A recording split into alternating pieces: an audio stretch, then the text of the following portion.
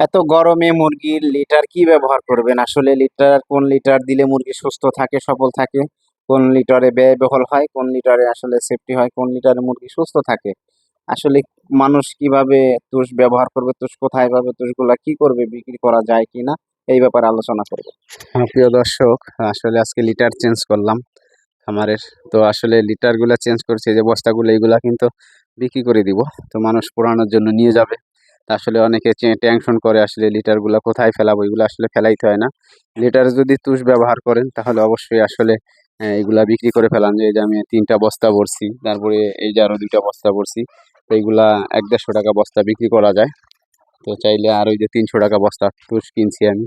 অনেকে আসলে কোথা থেকে কিনবো, কত টাকা নেয়, এই যে এর এক বস্তা তুষ আসলে ডোপ 300 টাকা। তো এইগুলা লিটারে ব্যবহার করলে দেখেন আসলে মুরগি কতটা আনন্দ বোধ করে। তো মুরগি যদি সুস্থ রাখতে চান, সফল রাখতে চান, তো আসলে এইভাবে লিটার ম্যানেজমেন্ট খুব সুন্দর করতে হবে, ব্যবস্থাপনা। তো মুরগি দেখেন আসলে লিটার পরিষ্কার করছি, নতুন তুষ দিছি। আসলে মুরগিগুলা আসলে আনন্দ করে খাইতেছে। আসলে লিটারে তুষ ব্যবহার করার কিন্তু কয়েকটা সুবিধা আছে। এক্ষেত্রে আপনার এই লিটারগুলো গন্ধ হয় না, আবার আপনি লিটারগুলো বিক্রি করতে পারবেন।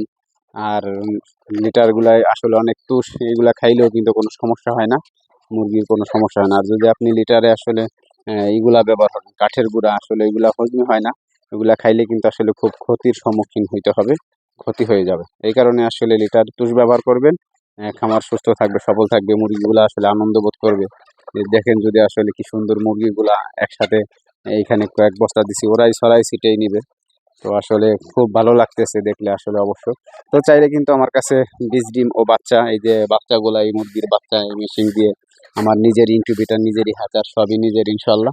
তো চাইলে আসলে ব্যাপক বাচ্চা আছে, চাইলে নিতে পারেন। ফার্মি মুরগি, কিছু দেশি মুরগিরও বাচ্চা আছে। তো স্ক্রিনে দেওয়া নাম্বারে যোগাযোগ করবেন। ইনশাল্লাহ সারা বাংলাদেশে হোম ডেলিভারি করা হয় গাড়ির মাধ্যমে। আর যদি আশেপাশে হন, ফরিদপুর জেলা, ভাঙ্গা থানা, সদরপুর, নগরকান্দা, চরভদ্রসন, এই বরিশাল, এই মানে এদিকে পাশে যারা আছেন, আমার লোকেশন ফরিদপুর জেলায়।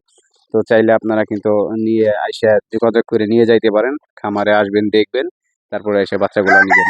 তো আমার ভিডিওটা দেখে যদি আপনাদের একটু ভালো লাগে, আমার চ্যানেলটাকে সাবস্ক্রাইব করে দিবেন, পাশে থেকে বেল বাটন বাজিয়ে দিবেন। তো আজকে এই পর্যন্তই। আসসালামু আলাইকুম রহমতুল্লাহি ওয়া বারাকাতুহু।